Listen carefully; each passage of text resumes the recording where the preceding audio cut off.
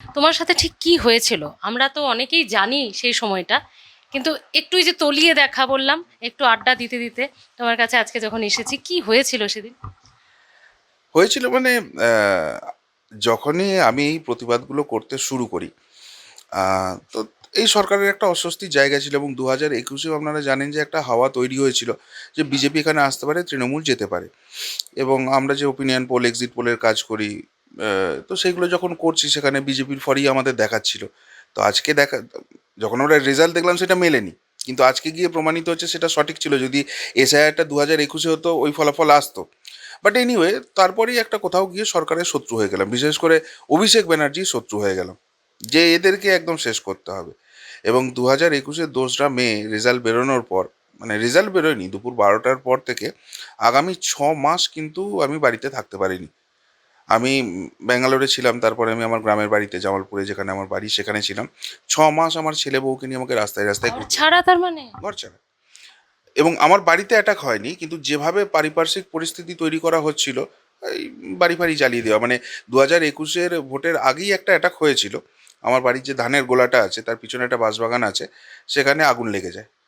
এবার আমার কাছে কোনো প্রমাণ নেই, সুতরাং আমি বলতে পারবো না কেউ লাগিয়ে দিয়েছে, কিন্তু ঠিক ভোটের 2 দিন আগে সেখানে আগুন লেগে গেল, এতটাও কি কাকতালীয় হয়? মানে আমার সারা বছরে যে ধানটা চাষ করে হয় সেটা একদম পুরো শেষ হয়ে যেত। তো সেখান থেকেই ইন্ডিকেশনটা ছিল। তো 6 মাস আমাকে ছুটে বেড়াতে হয়েছে, আমি রাস্তায় থেকেছি, আমি লুকিয়ে বেড়াতে হয়েছে, নাহলে আমার ছেলে বউয়ের উপর টার্গেট হয়ে যেত। তারপর আমার ডেটটা এখনো মনে আছে, 2022-এর 22শে ফেব্রুয়ারি আমি ফার্স্ট প্রতিবেদন করতে পারি, 2021-এর রেজাল্ট বেরোনোর পর। এবং তারপর আস্তে আস্তে আস্তে আস্তে আমি করছিলাম। কিন্তু তখন এরা বুঝে গেল যে না, এ আবার গলাটা তুলছে, এর গলাটা টিপে ধরতে হবে। তো প্রথম জিনিস যেটা করে, আমার ব্যাংক অ্যাকাউন্ট ফ্রিজ করে দেয়।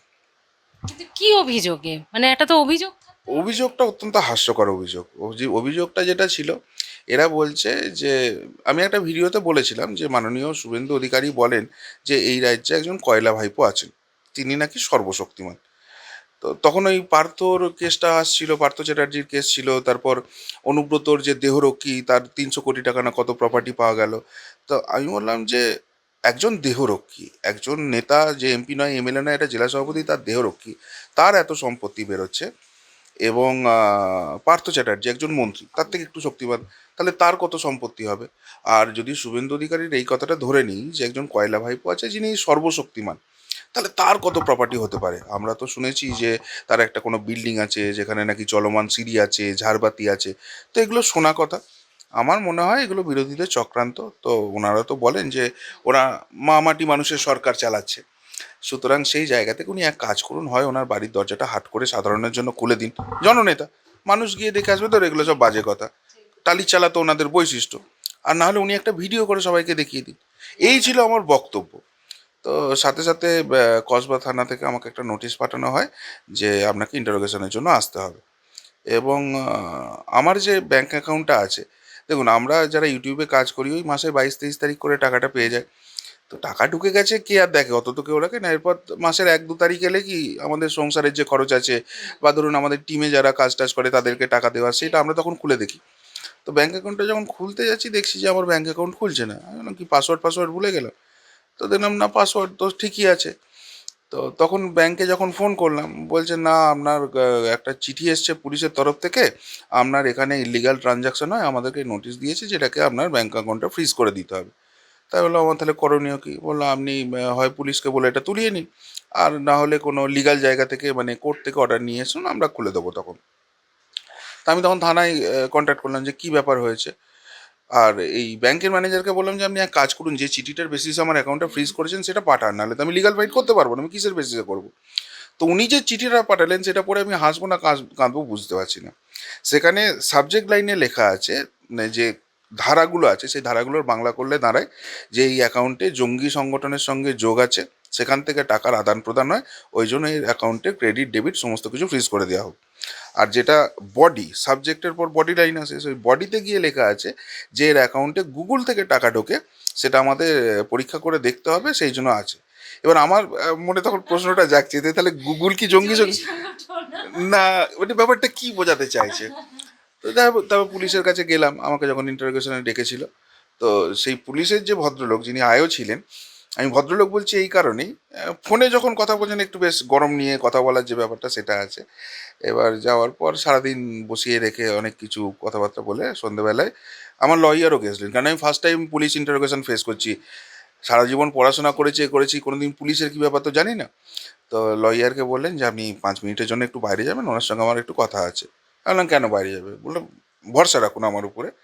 লয়ারও বললেন যে ঠিক আছে, কথা কি বলছে দেখে নিন না, অন্য কিছু তো হবে না। তো ভদ্রলোক আমাকে বললেন যে দেখুন আপনার ব্যাংক অ্যাকাউন্ট ডিটেলসটা আমাকে দিতে হবে। বললাম আমার ব্যাংক অ্যাকাউন্ট তো আপনারা অলরেডি ফ্রিজ করে দিয়েছেন, আবার কি দেবো আপনাকে? বললো না, এখানে ব্যাপারটা যেটা হচ্ছে আপনার লাগবে। বললাম আমি তো ব্যাংক অ্যাকাউন্ট ডিটেলস দেবো না আপনাকে। এই তদন্তের সঙ্গে ব্যাংক অ্যাকাউন্ট ডিটেলসের কি সম্পর্ক আছে? আপনাকে কেউ একজন এফআইআর করেছে যে আমি কাউকে কয়লা ভাইপো বলেছি, তো আপনার ইন্টারোগেশন পয়েন্ট তো সেইখান থেকে শুরু হওয়া উচিত। তাকে তো অ্যারেস্ট করা উচিত যে ভাই তুমি কাকে কি করে জানলে যে কয়লা ভাইপো বলা হচ্ছে, কি প্রুফ আছে এই ভিডিওটাতে? বললো আমার কাছে সবই ক্লিয়ার আছে, কিন্তু বুঝতেই পারছেন আমাকে কোথা থেকে কি প্রেশার দিয়ে কি করানো হচ্ছে। আপনি যদি কোঅপারেট না করেন তাহলে আমাকে কিন্তু আপনাকে রোজ ডাকতে হবে, আর এখানে বসিয়ে রাখবো সকাল থেকে রাত অবধি। মাঝরাতে গিয়ে বলবো যে আজকে আমার সময় হলো না, আবার পরের দিন সকালবেলায় ডেকে নেবো। তাহলে আপনি 2 দিনের জায়গায় 3 দিন করলেই তো আপনাকে আমি কোর্টে নিয়ে যাবো। বললো সে নিয়ে যান, কিন্তু কোর্টে গিয়েও তো আপনি 15-20 দিন 1 মাসের আগে কোনো রকম রায় পাবেন না। আমি এটা না করলে আমাকে এখান থেকে সরিয়ে দেবে, সুতরাং আপনিও কোঅপারেট করুন, আমিও চেষ্টা করবো আপনার যাতে ডিস্টারবেন্স না হয়। তো এই ছিল প্রথম, মানে পুলিশের যে কিভাবে অভিষেকীকরণ হয়ে গেছিলো, মমতাকরণ হয়ে গেছিলো, এই কথাগুলো নিজে আমি দেখেছি। এবং বহু ক্ষেত্রে পরবর্তীকালে দাদা আপনার নামে কিন্তু এই কেসটা আসছে, আপনি একটু সাবধানে থাকবেন। সবসময় একটা মানসিক চাপ। পুলিশ কিন্তু আগে থেকে আমাদের এটা জানিয়ে দিত, মানে এই যে পুলিশের নিচু তলা, আমি বারবার বলতাম যে পুলিশের 95% খারাপ নয়, এই কারণেই বলতাম, তাদেরকেও চাপের মুখে করতে হয়েছে। তারপর একটা যেটা মানে মেন ঘটনাটা ঘটলো, আহ, আমার কাছে হঠাৎ করে একটা নোটিশ এলো যে ওই আরজি কর কাণ্ডটা যখন হয়েছিল, আমি একটা প্রশ্ন তুলেছিলাম মানে সেটা অন দ্য এয়ার না, আমি কিন্তু প্রুফ দেখিয়েছিলাম যে আরজি কর কাণ্ড নিয়ে আমরা তখন সকলেই প্রচণ্ড রকমের একটা ভেতর থেকে ক্ষোভ ঝরে পড়ছে যে একটা মেয়ে আমার আমার বোনের মতো, সে তার কর্মক্ষেত্রে গেল এবং কর্মক্ষেত্রে যাওয়ার পর তাকে অমানসিক পরিশ্রম, মানে একটা মানুষ 8 ঘন্টার বেশি কাজ করতে পারে না, সব জায়গাতেই দেখেছি, তাকে 2 দিন 3 দিন ধরে কাজ করতে হচ্ছে, একটু বিশ্রাম করছে, সেই অবস্থায় সে হচ্ছে, খুন হতে হচ্ছে। এবং সব থেকে গুরুত্বপূর্ণ যেটা বুক ভেঙে দিয়েছিল যে তারপর যারা অন্যায়টা করলো তাদেরকে বাঁচাবার জন্য সেই তথ্য প্রমাণ লোপাট হচ্ছে, এটা মেনে নেওয়া যায় না। তো সেই অবস্থায় যেটা মেন আমার প্রশ্নটা উঠেছিল যে মহামান্য সুপ্রিম কোর্টের তখন যিনি সিজেআই ছিলেন, চন্দ্রচূড় সাহাব, তো ওনার বিরুদ্ধে আমার প্রশ্নটা ছিল যে এর আগেও চন্দ্রচূড় সাহাব অনেকগুলো কেস সুমোটো করেছেন, কিন্তু আনফর্চুনেটলি সেগুলো সুমোটো করার পর কোনো হিয়ারিং হয়নি, বা হিয়ারিং হলেও একটা দুটো হিয়ারিং হয়ে পড়ে আছে। তো এই কেসটা তো হাইকোর্টে একটা হয়েছে বা সেখানে চলছিল, উনি ওটা নিচ্ছেন, এটার ভাগ্যটাও এটা হবে না তো? এবং দেখুন আমি যে প্রশ্নটা তুলেছিলাম সেদিনকে, আজকে কিন্তু সেটাই সঠিক হলো, এখনও কিন্তু আরজি করের বিচার কমপ্লিট হয়নি। তো জাস্ট এই যে প্রশ্নটা তুলেছি, আমার নামে এটার জন্য একটা প্রথমে নোটিশ এলো, ওই শিলিগুড়ি থেকে এলো, তারপরেই দেখলাম মাটিগড়া থেকে একটা নোটিশ এলো। তো আমি আইনজীবীর সঙ্গে কথাবার্তা বলছি, এসব নোটিশ এলে যেগুলো করতো, মানে আমি ওই হঠাৎ করে হিপ খেয়ে যাওয়ার লোক নয়, আমি জানি এরা অন্যায় করে আমার মুখটা বন্ধ করার জন্য আমি জেলে পুরতে চাইছে, তো এসো আমাকে অ্যারেস্ট করে না, আমি বিশাল নেতা হয়ে গেলাম, ওই জিনিস আমি কোনোদিন করিনি। যখনই এরকম হয়েছে আমি লয়ারের সঙ্গে পরামর্শ করেছি এবং আইনি পরামর্শ নিয়ে যা যা করার সেই রকমই আমি করেছি। তো এটার মামলা ফামলা করবো, প্রিপারেশন চলছে। হঠাৎ করে আহ, দেখলাম আমার বাড়ির দরজায় দমদম দমদম করে মারছে, মানে বেলও বাজায়নি। তো আমার স্ত্রী ছিল, গিয়ে দেখে বলছে যে বাইরে প্রচুর পুলিশ রয়েছে। এবার বাইরে প্রচুর পুলিশ রয়েছে মানে আমি ভেবেছি কি এরা নোটিশ ফোটিসই দিতে এসছে, কারণ এর আগে যখনই ওরা জেনে গেল আমি এইখানটায় থাকি, আমাকে অনেকগুলো নোটিশ দিয়ে গেছে, এবং নোটিশ দেওয়ার সময় এদের একটা অদ্ভুত বদমাইশি থাকে, 7-8 জন 10 জনের টিম চলে আসে। কারুর কাছে ওই পুলিশের যে ব্যাজটা থাকে ওইটা লাগানো থাকবে না, আই কার্ড থাকবে না, হাতে বন্দুক নিয়ে আসবে। মানে মেন ব্যাপারটা হচ্ছে আমার পরিবার খুলবে, ওরা দেখবে, দেখি ভয় পেয়ে যাবে। আমি যদি না ভয় পাই, এরা ভয় পেয়ে বলবে যে ভাই এত কিছুর দরকার নেই। আমার বাচ্চাটা তখন 7-8 বছর বয়স, ও ভয় পেয়ে যাবে একটা সামনে বন্দুক দেখে। এটা ছিল মেন মেন্টালিটি। আমি ভেবেছি আবার নোটিশ ফোটিশ দিতে এসছে, না নোটিশ হলে সাইন করে নিয়ে নাও, কি ব্যাপার। তখন আমাকে নিচে থেকে একজন ফোন করছে, আমারই এখানকার থাকে আর কি প্রতিবেশী, যে ভাই নিচে প্রচুর পুলিশ, অন্তত 50-60 জন পুলিশ নিচে দাঁড়িয়ে আছে, 5-7টা গাড়ি এসছে, আর মানে উপরেও অনেক পুলিশ উঠলো, কি কেসটা হয়েছে। না আমি তো বুঝতে পারছি না, বাড়ির বাইরে প্রচুর পুলিশ রয়েছে, আমি আইনজীবীর সঙ্গে কথা বলছি কী ব্যাপার হয়েছে, আর ওরা সমানে চাপ দিয়ে যাচ্ছে দরজা খোলো দরজা খোলো করে। আমি দরজা এখন খুলবো না। তো তখন আমার স্ত্রী বললো যে আমার আইনজীবীর সঙ্গে কথা বলছে, সেটা ছুটির দিন ছিল, মানে হয় শনিবার রবিবার হবে এবং একটা অন্য কোনো অকেশনে ছুটি আছে, 3-4 দিন কোর্ট বন্ধ এরকম একটা আছে। এমনই ওরা টার্গেট নিয়ে এসেছে যে আমি কোর্টে যেতে পারবো না, কেননা কোর্টে এইসব ক্ষেত্রে মুভ করলে কী হবে, আটকে যাবে। একটা লোক লোয়ার কোর্ট থেকে নিয়ে চলে এসছে। তো তারপর লয়ার এলো, অনেকক্ষণ হওয়ার পর ফাইনালি ওরা যখন দেখলো দরজা খুলছে না, বা দরজা ভাঙতে শুরু করলো। এবং আমার, মানে আমরা যে ফ্ল্যাটটায় বসে আছি হ্যাঁ এই দরজা, কি? এই দরজাটা এখনো আমি সেই নিশান রেখে দিয়েছি। কালকে যখন অভিষেকের বাড়িতে গ্যাস কাটার দিয়ে কাটছে, আমি তখন স্বাস্থ্য ভবনে একটা কাজে গিয়েছিলাম, আমি এসে সবার আগে আমি ওই দরজাটায় মাথা ঠুকিয়ে প্রণাম করেছি। আমি আমি ওটা রেখে দিয়েছি এবং সারা জীবন রেখে দেবো।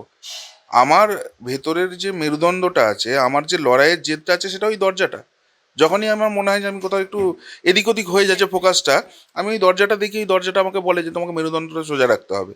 ওটা আমি সারা জীবন যত্ন করে রেখে দেবো। ওটা আমার জীবনের সব থেকে বড় পুরস্কার। তো যখন ভাঙছে দরজাটা, তো তখন লয়ার আমাকে ফোন করে বলছে যে তুমি দরজাটা খুলে দাও, কেননা দরজা ভেঙে যদি ওরা পুরোটা ঢুকে যায়, তাহলে দরজা তো অলরেডি ভেঙে দিয়েছে, শাবল গাঁইতি তো মারছে। বললো না, ওই দরজাটা ওরা যদি ভেঙে ফাইনালি ঢোকে, তো প্রথমেই তোমার এগেনস্টে যে চার্জটা নিয়ে আসবে, নন কোঅপারেশন ইন ইনভেস্টিগেশন, তোমাকে অ্যারেস্ট করে নেবে। আমি করবে তো কী আছে, জেলের ভাত খাবো। বলছে না, তুমি মুশকিলটা বুঝছো না, এরপর তোমাকে যেটা করবে, হার ছিনতাই থেকে শুরু করে সাইকেল চুরি, একটা কেস দেবে নর্থ বেঙ্গলে, একটা কেস দেবে মেদিনীপুরে, তারপরের কেসটা দেবে বর্ধমানে, তারপরের কেসটা দেবে ঝাড়গ্রাম, এই করে তোমাকে ঘোরাবে। 6 মাস এখন তোমাকে জেল থেকে বার করতে পারবো না। তো তুমি অ্যারেস্টটা হয়েও না, একটাই তোমাকে রিকোয়েস্ট করবো, বাকি যা করার করো। তা আমি তখন বললাম যে দরজা ভাঙবেন না, আমি দরজা খুলে দিচ্ছি, মানে তখন অলমোস্ট ভেঙে দিয়েছে প্রায়, ওই যে ফ্রেম ফ্রেম আছে সব চটে গিয়ে দিয়েছে। আমি খুলে দিলাম, ভেতরে ঢুকলো, দেখলাম 22টা অফিসার ঢুকলো, এবং তার মধ্যে 17টা হচ্ছে মুসলিম অফিসার। তখন আমি ব্যাপারটা বুঝতে পারিনি, এবং তারপর হঠাৎ করে দেখছি পিল পিল পিল পিল করে ঢুকছে, তাদের পুলিশের উর্দি ফুর্দি কিচ্ছু নেই, এবং এসে আমার বাড়িতে কোথায় যে কি করছে না করছে, কি নিচ্ছে, আমি কিছু বুঝতে পারি। আমাকে এখানে বসিয়ে রেখে দিয়েছে, আমার স্ত্রীকে এখানে বসিয়ে রেখে দিয়েছে, আর ওরা ওদের মতো করে যায়, যা করবে করে যায়, আমার তো কিছু নাই ঘরে। তারপর আমার মাথায় একটা সন্দেহ এলো যে এইখানে কোনো প্যাকেট প্যাকেট ঢুকিয়ে দেবে না তো, গাঁজা কোকেন এদের এরকম টেন্ডেন্সি কিন্তু আছে, এবং সেই জন্য দেখুন আমার বাড়িতে সব জায়গায় সিসিটিভি লাগানো আছে। তা আমি ওকে বলছি, বলছে যে না না চিন্তা নেই, আমি সিসিটিভিটা অন করে দিয়েছি। ও বলছে যে এই রে সর্বনাশ করেছে। মানে কি, বাড়ির পোশাকে একজন মহিলা যেরকম থাকে, তো যেই পুলিশ এসছে ও সিসিটিভিটা অন করেছে, যে যে কোনো মুহূর্তে ঢুকবে সেটা হবে। বলছি সিসিটিভিটা অন ছিল তো আমার মাথায় ছিল না, আমি ড্রেস চেঞ্জ করেছি, ওই ফুটেজটা ওখানে থেকে গেছে। আর সে কি আছে, ও কি থরি ওরা দেখতে যাচ্ছে, তো ও কোনো অসুবিধা নেই। যে মুহূর্তে ওরা কথাটা শুনে নিল, সিসিটিভিটাকে টার্গেট করে নিল। সিসিটিভি নিতেই হবে আমাদের। এবং যে ছেলেটাই বলছি, কেননা তার গায়ে কোনো পুলিশের পোশাক ছিল না, মুখে দাড়ি গোঁফ নেই, মানে পরিষ্কার দেখে বোঝা যাবে যে কোন মেন্টালিটির কোন কমিউনিটি সে। একদম মানে আমি আমি আর স্ত্রী একদম হাত জোড় করছি যে আপনাদের যা নেওয়ার আছে নিন, আপনাদের যদি ফুটেজ দেখার হয় দেখুন, ওর এই পোশাক বদলের জায়গাটা আছে, একটা মহিলার সম্ভ্রমের জায়গা, বলে নিতেই হবে, যদি না হয় লাথি মেরে তোর পেট ভেঙে দেবো, দিয়ে নিয়ে যাবো, ঠিক এই ভাষা। সেটাও সে নিয়ে গেল। তো নিয়ে টিয়ে যাওয়ার পর তারপর তো সেগুলোর যা মামলা হলো, দুটো মামলা, যেটা শিলিগুড়ি আর ওখানে ছিল, ওরা হেরে গেল, ডিভিশন বেঞ্চে গেল, হেরে গেল। ততদিনে আমার নামে দেখছি একটা নোটিশ এসেছে, মানে এটা সিজ করলো তারপরে, এবং যাওয়ার সময় আমাকে সিজার লিস্ট অবধি দিয়ে যায়নি। আমি বলছি সিজার লিস্ট, বলো আমরা ইয়েতে গিয়ে থানায় গিয়ে পাঠিয়ে দিচ্ছি, কোনো সিজার লিস্ট দেয়নি। পরে জানলাম তৎকালীন যে এখানকার এসপি ছিল, এই অভিষেক, তাকে ইনস্ট্রাকশন দিয়েছিল, সে সব কাজ ছেড়ে দিয়ে সকাল থেকে সন্ধে অবধি এই নরেন্দ্রপুর থানায় বসেছিল, এবং বসে থেকে সে পুরো অপারেশনটা করিয়েছে। সে সব রিপোর্ট এই পুলিশই দিয়ে দিয়েছে। তো সিজার লিস্ট দিল না। এবার যখন হচ্ছে দেখছি একটা মামলার জন্য দিয়েছে, এবার কোর্টে সেই কেসটা গেল, কোর্টে গিয়ে বলছে কি মামলা। আমি তো ঘাবড়ে গেছি যে এই ল্যাপটপ ফ্যাপটপ এত গ্যাজেট ফ্যাজেট নিয়ে গেছে, কোথায় কি থেকে গেছে, কারণ আমাদেরকে বহু লোক হোয়াটসঅ্যাপে অনেক কিছু পাঠায়। যেমন আমি কথাই বলছি, ওই সুশান্ত ঘোষ সিপিএম এর নেতা, তার একটা অশ্লীল ভিডিও এসে গিয়েছিল, এবার অনেকে আমাকে হোয়াটসঅ্যাপে পাঠিয়ে দিয়েছে, আমি দেখিনি। এইবার কোনো এক সময় দেখছি যে এত আসছে, একটা খুলে যখন দেখছি এরকম জিনিস, আমি ডিলিট করে নিয়েছি। কিন্তু আমাদের কাছে সারাদিনে কয়েক হাজার মেসেজ আছে, কে কি পাঠিয়েছে, কোনটা ডাউনলোডে গেছে, আমি সেরকমই কিছু ভাবছিলাম। কোর্টে গিয়ে এরা বলছে যে এই যে শুদ্ধশীল ঘোষ আছে, এ গ্রাফির ব্যবসা করে। এ ভিডিও জোগাড় করে দিয়ে ইউটিউবে আপলোড করে, ওইটা করে এরা ব্যবসা করে। এই জন্য আমাদের হেফাজতে নিয়ে ইন্টারোগেশন করতে হবে। আমি উকিলকে বললাম যে এরা কতখানি গাধা, যদি ছেড়ে দেওয়া দেখ, একটা যদি সামান্য রিভিলিং কিছু মানে যেটা অস্বস্তিকর আমি যদি আমার চ্যানেলে করি, এদের কিছু করতে হবে না, ইউটিউব আমার চ্যানেলটাকে সাসপেন্ড করে দেবে। তো বেসিক্যালি তো মমতা ব্যানার্জি গাধাদের নিয়ে সাম্রাজ্য চালাতো, এইগুলো থেকে সেগুলো প্রমাণিত হয়। তারপর যখন ওরা ওই দুটো কেসে হেরে গেল, বাকি যে 3টে কেস আছে তারপর থেকে আমরা বারবার চেষ্টা করছি কেসটাকে তোলার। যেদিনই ডেট পড়ছে ওরা আসছে, এসে বলছে যে আজকে আমাদের সিনিয়র নেই, অন্য কেসে ব্যস্ত আছে, শরীর খারাপ, অন্য একটা দিন দিয়ে দিন। 2 মাস 3 মাস বাদে করে দিন নিচ্ছে, আবার সেদিনকে সেই একই জিনিস, আর ভয়ে কেসগুলো তুলছে না। তো আর আর বাড়ি থেকে এই ফ্ল্যাট থেকে যা নিয়ে গেছিল ল্যাপটপ ফোন এগুলো এখনো দেয়নি? কিছু নেই, সব নিয়ে চলে গেছে। প্রায় আমার 5.5-6 লাখ টাকার জিনিস নিয়ে চলে গেছিলো। এবং মানে আমার যে মাইক্রোফোনটা যেটাতে বলতাম, তদন্তের স্বার্থে নাকি সেটাও ওদের দরকার আছে। আচ্ছা, কেউ যদি ল্যাপটপ নেয়, আমি ধরে নিলাম সেখানে আমার কোনো ডেটা আছে, মাইক্রোফোনের মধ্যে কি ডেটা থাকবে? মেন জিনিসটা ওদের যেটা মেন্টালিটি ছিল না, যে এর সমস্ত কিছু নিয়ে চলে যাবো, তো এর ভিডিওই করতে পারবে না। আর ফোনটা নেওয়া মানে তোমার কণ্ঠ নেওয়া। হ্যাঁ, তো এ আর করতে পারবে না। তো ওরা যেটা একটা জিনিস ভুল করেছিল, সব নিয়ে চলে গেছিলো কিন্তু আসল জিনিসটা নিয়ে যেতে পারিনি, ওটাকে আমি লুকিয়ে ফেলেছিলাম। সেটা হচ্ছে আমার মনের জোরটা, ওইটাকে আমি নিয়ে যেতে দিইনি। ওরা একটা দয়া করেছিল, আমার সব কিছু নিয়ে গেল, আমার স্ত্রীর মোবাইল থেকে ওর যে সিমটা ছিল সেই সিমটা ওরা বার করে দিয়ে গেছিলো। তো সেই সিমটা লাগিয়ে এটা আমার পুরোনো মোবাইল ছিল, মানে অনেক চেষ্টা করেও ওরা সেটা চালু ফালু করতে পারেনি, একদম স্ক্রিন ফিন ভেঙে গেছে, সাউন্ড আসে না সেরকম। দূরে ফালতু জিনিস নিয়ে গিয়ে কী হবে, এরকম একটা মেন্টালিটি আর কি। তো ওটা চার্জে বসালাম, চার্জ ফার্জ হলো। হওয়ার পর সারাদিন ধরে তো পুলিশি অত্যাচার, মেন্টাল প্রেসার আমার ছেলের উপর, স্ত্রীর উপর, কাঁপছি, ভেতর থেকে কাঁপছি, অস্বীকার করবো না সেই জায়গাটা। মানে আমার নিজের জন্য ভয় করছে না, যে আমার জন্য আমার স্ত্রী পুত্রকে এতখানি সাফার করতে হচ্ছে, এটা কি ওরা ডিজার্ভ করে, এটা একটা ভেতর থেকে কুঁকড়ে কুঁকড়ে খাচ্ছে। তো তখন একটা ভিডিও করলাম, সেই ভিডিও এখনও আছে আমার। এবার যথারীতি ভাঙা, মানে লাইটিং ঠিকঠাক হচ্ছে না, এদিক থেকে একটা যেন লাইট ঠিক বেরোচ্ছে, ভালো করে দেখা যাচ্ছে না, সাউন্ড ভালো করে রেকর্ড হচ্ছে না। আমি সেই ভিডিওটা করে শুধু মানুষকে বলেছিলাম যে আজকে সারাদিন কি গেছে। বোধহয় 5.5 লাখ না 6 লাখ মানুষ সেটা ভিউ হয়েছিল, সারা মানুষ দেখেছিল। এবং আমি ইচ্ছা করে অত রাত্রে ওই ভিডিওটা করেছিলাম একটাই জিনিস, একটাই বার্তা দিতে, যে মমতা ব্যানার্জি, অভিষেক ব্যানার্জি, তোমরা সব কেড়ে নিতে পারো, কিন্তু এই মনের জোরটা, এই সত্যের জন্য লড়াইটা, এটা তোমরা কাটতে পারবে না। এই জন্য আমি ভিডিওটা করলাম। তারপরে আমার কদিন খুব ঝামেলা গেছে ভিডিও করা, মানে ওইটা নিয়ে করছি, সুইচ অফ হয়ে যাচ্ছে, পুরোনো ব্যাটারি টেক নিয়ে এসব যেটা হয়। তো একটা 10-12 হাজার টাকা দিয়ে মোবাইল জোগাড় করে সেটা দিয়ে কাজ শুরু করলাম। তো তারপরে এই মামলা ফামলা যখন হচ্ছিল, তখন আবার আমাকে উকিল বললো যে তোমাকে কিন্তু অ্যারেস্ট করার চেষ্টা চলছে। এইটা রেড করে দেওয়ার পর এবার অভিষেক একদম নিজের মুখোশটা খুলে ফেললো। ডায়মন্ড হারবার থেকে একটা কেস করালো, ডায়মন্ড হারবারের যে সাইবার ক্রাইম আছে, কাকদ্বীপ থেকে একটা কেস করালো, মানে একদম যেটা ওদের চেনা মডেল। এবার সাজান ফাজানকে দিয়ে কেস করাবে, নাজার থানায় নিয়ে যাবে, ওই নদী পথে যাওয়ার সময় ফেলে দেবে, মাছে খেয়ে নেবে, এরকম যে কনসেপ্ট আর কি। তো তখন আমাকে লয়ার বললো যে তুমি যতক্ষণ না, আর ঠিক সেটা পুজোর আগে আগে সেপ্টেম্বরে হয়েছিল, এবার পুজোর ছুটিটা চলে আসছে, বলে এই সময়টা খুব ক্রিটিক্যাল, তোমার কেসটা তো মানে যতক্ষণ না হিয়ারিং করাতে পারছি, একবার অ্যারেস্ট হয়ে গেলে মুশকিল হয়ে যাবে, তো তুমি একটা কোথাও শেল্টার নাও। তো আমাকে প্রায় 7-10 দিন, যতক্ষণ না কেসটার হিয়ারিং হচ্ছে, একটু বাইরে থাকতে হয়েছিল, যে যাতে অ্যারেস্টটা না হয়। এবার কোর্ট যদি আমাকে বলতো তুমি অন্যায় করেছো, তোমাকে অ্যারেস্ট হতে হবে, আমি সামনে এসে ধরা দিতাম, আমার কোনো ব্যাপার ছিল না। কিন্তু ওই এরা বদমাইশি করবে, ধরা দেবে, ওই জিনিসটা নয়। তো সেই চলছে লড়াই আর কি, সেরকম।